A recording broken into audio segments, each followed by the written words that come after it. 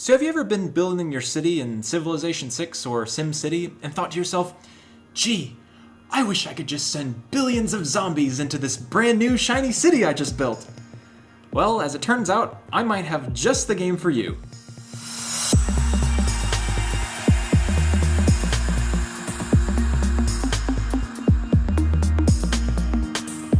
Hey everyone, it's Matt, and today we're going to talk about the game They Are Billions.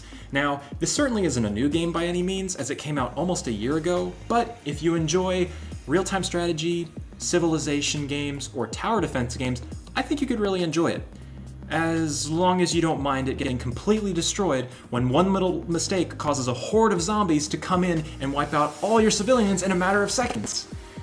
Now, if that hasn't scared you off yet, I'm going to use the rest of this video to give you an introduction, because there's definitely a steep learning curve as to understanding all the different mechanics in the game, but if you're ready for that kind of challenge, I'm ready to help you get started.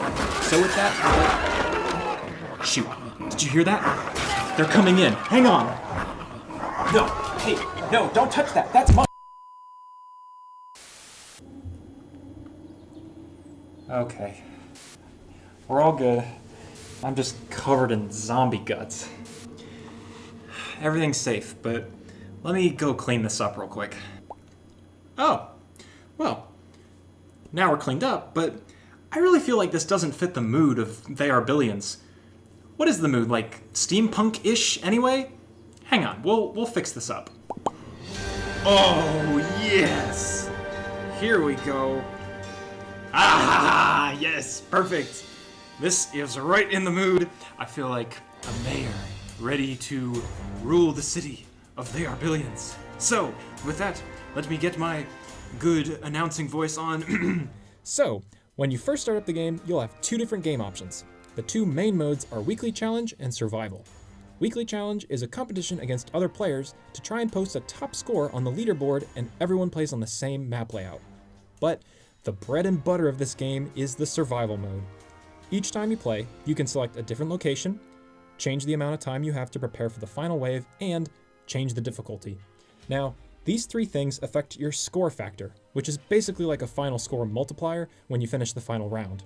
You'll also notice that some areas are locked, and they require you to complete certain locations with certain score factors. So this introduces a nice progression system to make your wins feel more rewarding and important. Once you pick your options, the map is randomly generated and you're ready to go. Keep in mind, you can always save your place if you want to stop and come back later. And if this is your first time in the game, I'd recommend changing your camera controls.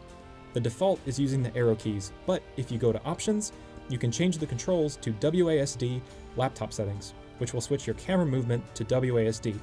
Pick whichever you're more comfortable with. And now, we've arrived! As you can see, we've got your command center, a couple rangers, and one soldier.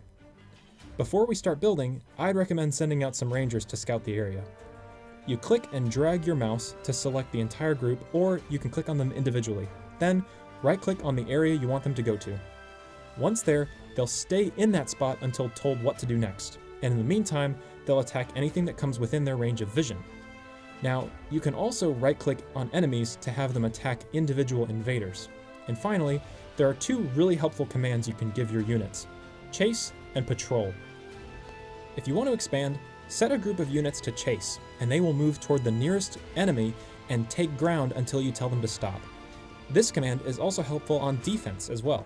If you need to rescue an area where an infection is breaking out, set your units to chase, and they will quickly chase down any civilians before the infection spreads out of control.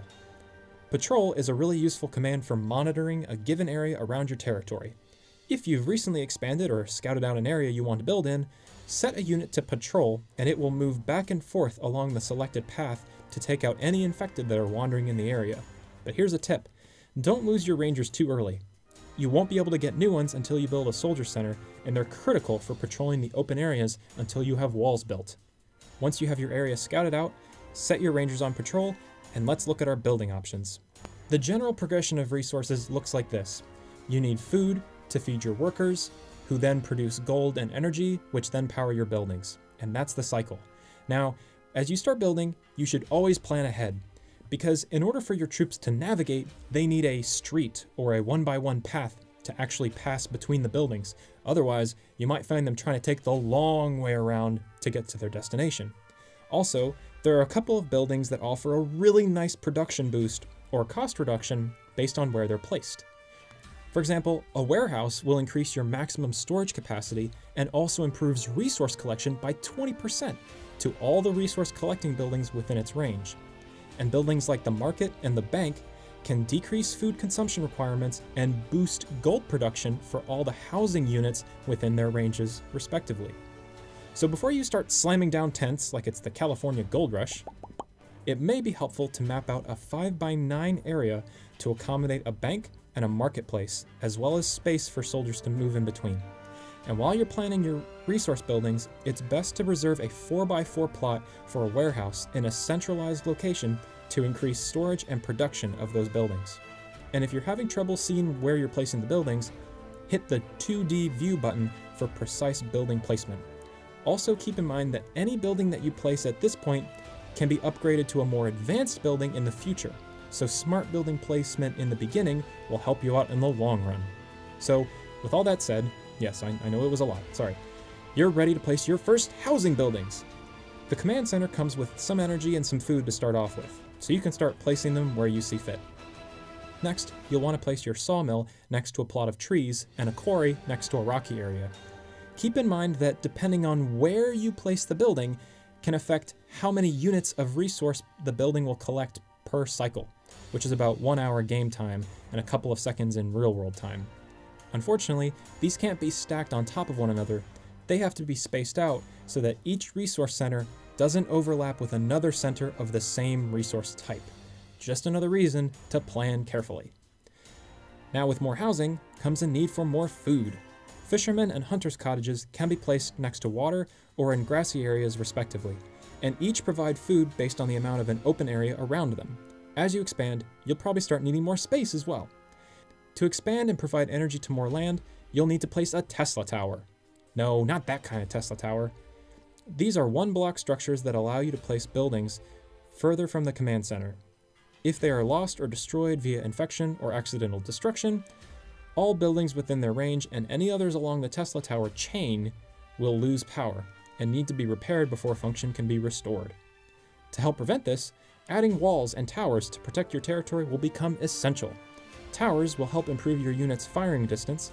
Walls have the highest health, and don't worry, by using gates, your troops and workers can pass safely between your barricades. You can also fortify these walls with offensive structures like the Great Ballista. These stationary placements offer some excellent firepower in exchange for gold and usually energy with the more advanced buildings. Speaking of that, energy is the final resource you'll have to balance as you build up your base. At first, only the basic windmills will be available, and they can be built pretty easily when you need more energy. They just need to be spaced out away from each other. Lastly, as you start out, your first goal should be to work toward building a soldier center. Once this is built, training a blend of soldiers and rangers should become part of the routine as you progress toward the final wave. There are 3 types of units available. Rangers are very fast and their bows are quiet, which means they're less likely to get the attention of other infected in the nearby area. Soldiers, however, are slower, but they have heavy armor, and using a machine gun, they can take care of multiple enemies at close range. Lastly, the sniper can be researched later on. He's slow moving and slow firing, but his rifle does a lot of damage per shot, so it's the best to instruct him to focus on the higher level targets.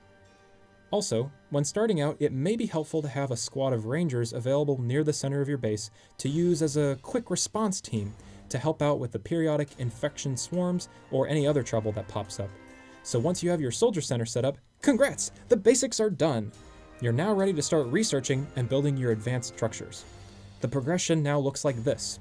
First, you'll build a wood workshop, which will allow you to spend gold and get blueprints for more advanced wood structures, as well as the ability to research the stone workshop. Once you have that, you can then use the stone workshop to research the foundry, and the foundry to research the engineering center. The engineering center is the final stage, and it allows you to research the endgame military units, Lucifer, Thanatos, and Titan.